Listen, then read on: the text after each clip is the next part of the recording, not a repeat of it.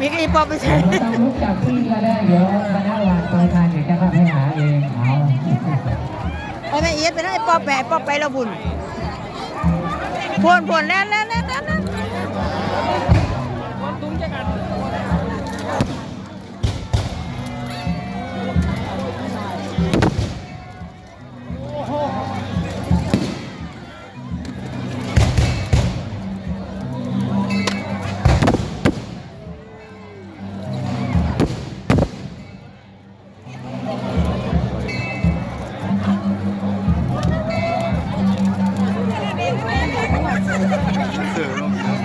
เออ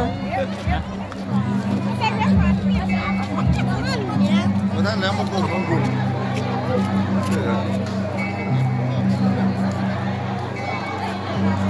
เดี๋ยวนึงนะ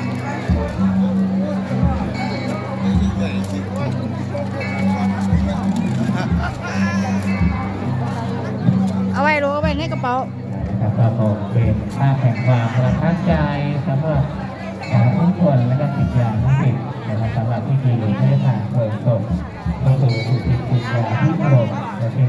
คณะอดีตที่ปรึกษานะครับเจ้าคณะตำบลพาเสวยนะครับอดีตเจ้าวาดวัดหนองไวศิลารามนะครับหรือหลวงปู่บุญมีของศิษยานุศิษย์นะครับเป็นวันนี้ถือว่าเป็นขั้นตอนสุดท้าย